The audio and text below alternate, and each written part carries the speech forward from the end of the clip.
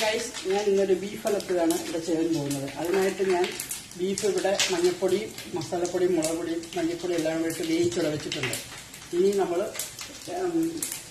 ചട്ടിയിലോട്ട് എണ്ണ ഒഴിച്ചിട്ട് നമ്മൾ തേങ്ങ കൊത്തിയത് ഇട്ട് ഇളക്കുക. അതിനുശേഷം കുറച്ച് കരിവേപ്പിലയും കൂടെ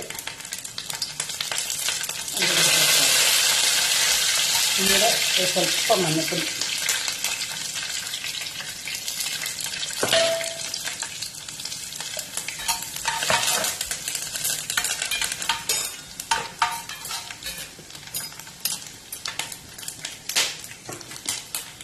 ഇനി ഇത് ചുവന്നുള്ളി പൊളിച്ച് വെച്ചതാണ്. ചുവന്നുള്ളി വേണ്ടിയവർക്ക് ചുവന്നുള്ളി ആക്കാം, സവാള വേണ്ടിയവർക്ക് സവാള ചേർക്കാം. ഞാനിപ്പോൾ ഇവിടെ ചുവന്നുള്ളിയാണ് ചേർക്കുന്നത്. അത് ഒരു 2 പിടി ചുവന്നുള്ളി അതുപോലെ ഇട്ട് നമ്മൾ വരയ്ക്കുക.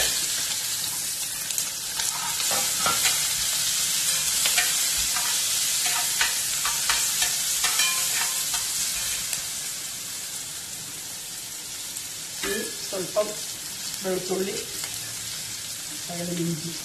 ഞങ്ങളെല്ലാം ഇങ്ങനെ കൈയുടെ കണക്കനുസരിച്ചാണ്, നമ്മൾ സ്പൂൺ വെച്ചുള്ള കണക്ക് അല്ല നമ്മൾ ചെയ്യുന്നത്.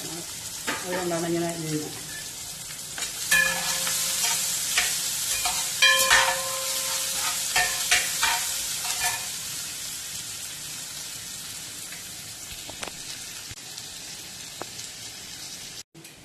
ഇത് ഉള്ളി ഇവിടെ ഇപ്പോൾ വഴന്ന് വന്നിട്ടുണ്ട്. ഇനി ഒരു സ്വല്പം മീറ്റ് മസാല ഇടുക.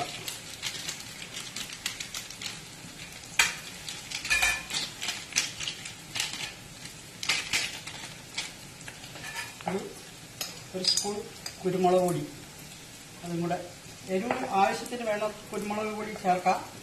ഞാനിവിടെ ഇപ്പോൾ ഒരു സ്പൂൺ എടുത്തുള്ളൂ, നമുക്കത് എരിവ് വേണ്ട. അപ്പം ഇനി നമ്മൾ വേവിച്ച് വെച്ചിരിക്കുന്ന ബീഫ് ഇതിലോട്ട് ഇടുക.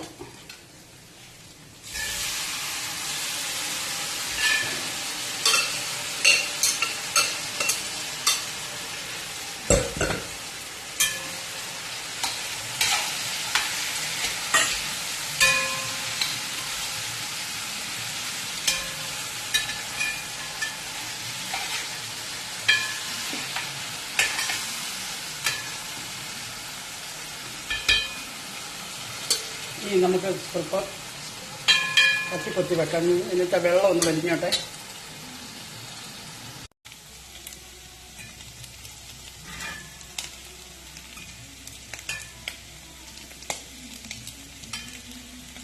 അപ്പോൾ നമ്മുടെ ബീഫ് ഒലിച്ചു.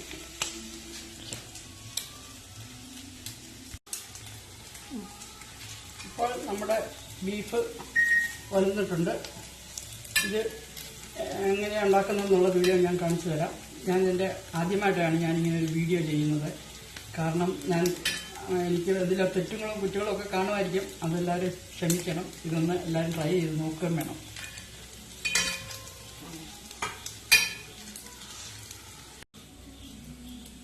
ഇതാണ് നമ്മുടെ ബീഫ് ഉടച്ചത്.